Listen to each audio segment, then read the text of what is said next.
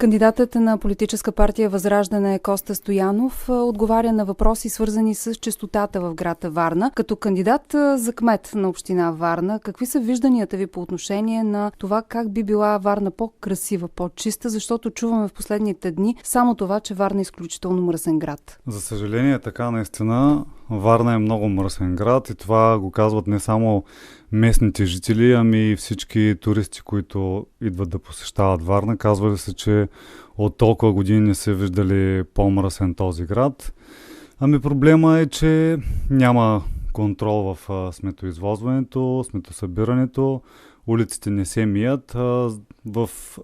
Истината е, че община Варна разполага с много сериозен бюджет за чистота. 44 милиона и половина е бюджета на община Варна за тази функция. Ние в нашата програма ще наблегнем внимание на поставянето на повече контейнери за събиране на отпадъците. Освен това, много е важно да започнем и да промотираме разделното сметосъбиране и съответно тези отпадъци да бъдат рециклирани. Само по този начин ще можем да генерираме по-малко отпадък, хората да се научат да го събират разделно и наистина ще имаме един по-чист град. Другото, което е много важно, е, че трябва улиците редовно да се мият. Не да се поливат, както в момента се прави предизборно от няколко месеца, въпреки че почти 4 години нищо не се свърши в тази сфера.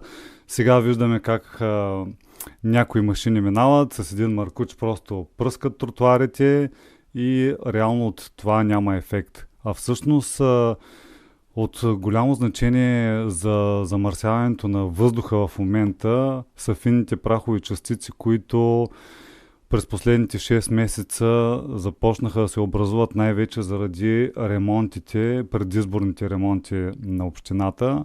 Това е недопустимо. В един и същ момент започнаха над 90 улици да се ремонтират, без никакво планиране, без никаква организация. Запушиха се много улици, затапиха се движението. И тези фини частици от прахоляка всъщност се разнасят из въздуха и аз лично съм виждал в някои от районите на Варна хора с маски. А как си представяте тогава градът да стане по-чист по отношение на сметосъбирането, казвате разделното събиране, спрямо чистотата на въздуха, защото да, запрашаване очевидно има, но какви са вашите стратегии? Нека да говорим конкретно. Как бихте се справили с тези два големи проблема за Варна? Контрол върху сметоизвозващата фирма, защото доколкото знам аз, договорът изтича след 3 години на фирмата. Просто трябва да го проверим и най-важното е в самата фирма да се контролира. Има места във Варна, на които се извозва веднъж седмично, което е недопустимо.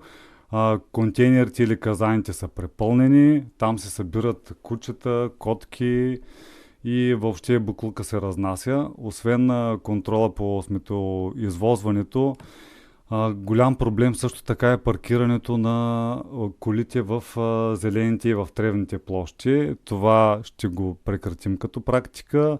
Ще обърнем внимание на залесяването, на повече тревни площи и на урегулирането на паркирането с направата на буферни паркинги и оптимизация на градския транспорт. В нашата програма за оптимизация на градския транспорт тя точно така е предвидена, че да намалим трафика в града, за да се намали и съответно замърсяването. Освен това, ние сме единствената политическа сила, която на местните избори във Варна има програма за развитие на веломрежата, за увеличаване на веломрежата, за да може да накараме хората да работят, да се предвижват с колелета вместо с автомобили.